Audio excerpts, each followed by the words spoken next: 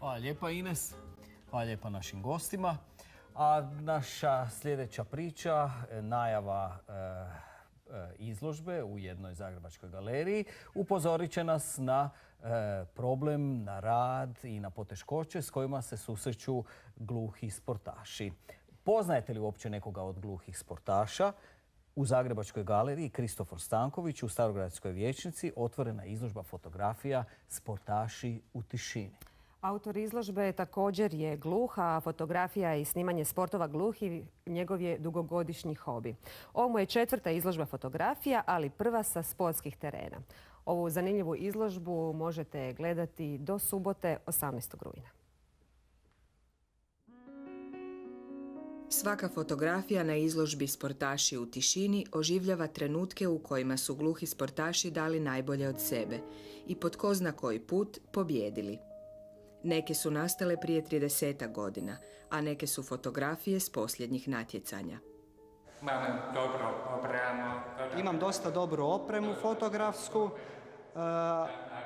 ali sportska fotografija je zahtjevna. Već 35 godina se bavim fotografijom. Prvo se bavio običnim filmom, a sada kad je digitalna fotografija, sada je nešto lakše raditi. I to je njegov hobi. Ja volim slikati u sportu, zato što je sport aktivan, dinamičan i to je zanimljiva fotografija. Nije mi teško slikati. Drago mu je i bitno mu je da uhvati dobar trenutak. Na ovim fotografijama nisu sportaši koje svakodnevno vidimo i prepoznajemo, već pravi ljudski i sportski heroji iz tišine. Rezultati hrvatskih gluhih sportaša ističu se među gluhima drugih zemalja. U rukometu, nogometu, hrvanju, skijanju i šahu najbolji smo na svijetu. Sustav gluhih, sport gluhih je dobar. S obzirom da radimo sad jedan veliki plan i put u kojem su okupljati sve mlade gluhe djece koji su integrirane u redovni sustav školovanja. A to je veliki posao, sve to treba i vremena, a i u ovom času imamo mladi, a i moramo misliti i na budućnost. U Hrvatskoj djeluje 19 sportskih saveza gluhih, a uz 3000 rekreativaca, 500-tinjak je sportaša koji redovito treniraju i natječu se. Od novog zakona o sportu iz 2006. gluhi sportaši imaju svoj savez, ravnopravan Hrvatskom olimpijskom i paraolimpijskom odboru. Prije 2 godine na olimpijskim igrama gluhih naša 18-godišnja skijašica Rea Hraski osvojila je 4 brončane medalje. Još prije toga, prvi moj olimpijski igra, velika stvar u mom životu, osvojila sam brončanu salmu, a i bila sam nabrata skijašica.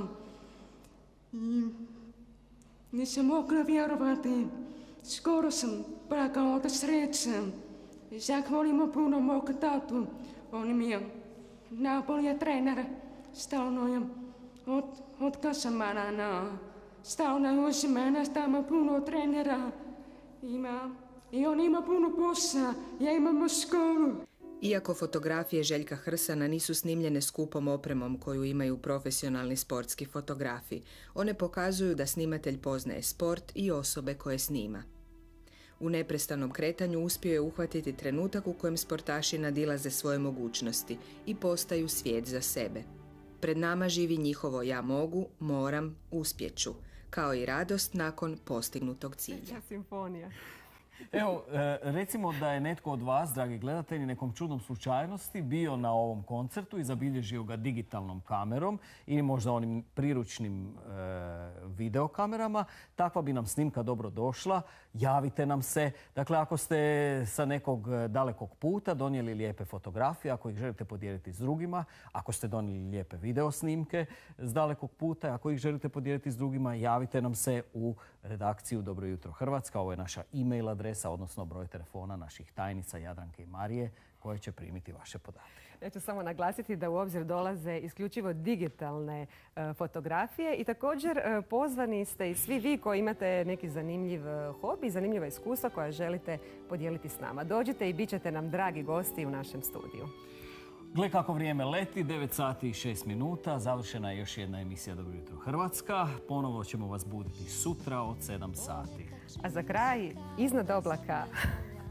Doviđenja. Nema laganja. Iznad tijela letim samo da bih vidjela. Ipak čujem do mene glas tvoj dopire. Zoveš me da zajedno nacrtamo oblake. Iznad oblaka nema laganja, nema skrivanja, sve je istina. Hajmo ja i ti nebom letjeti, biti iskreni, voljeti.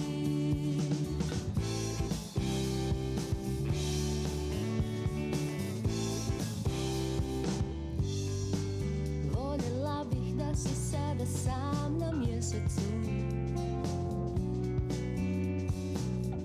pa da vidiš kako je kad nikoga nema. Kada soba kao kavez izgleda, htjela bih ti reći što već duže razmišljam. Iznad oblaka nema laganja, nema skrivanja, sve je istina. Hajmo ja i ti nebom letjeti, biti iskreni, voljeti. Iznad oblaka nema laganja, nema skrivanja, sve je istina. Hajmo ja i ti nebom letjeti, biti iskreni,